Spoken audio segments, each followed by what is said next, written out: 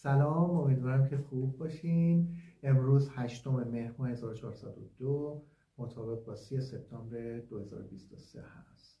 در حقیقت امروز روز جهانی پادکست و من خیلی خوشحالم به خاطر اینکه مدت ها بود و آرزو داشتم که یک پادکستی رو تولید بکنم و اونو برای شما آماده بکنم تا بتونین ازش استفاده بکنین. محتوای این پادکست در حقیقت بیان تجربه و بیان تکنیک های مختلف کسب و کار هستش.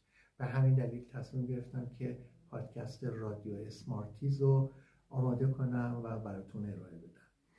امیدوارم که بتونید به زودی در صفحه پادکست رادیو اسمارتیز این مطالب رو بتونید براتون ارائه بدم.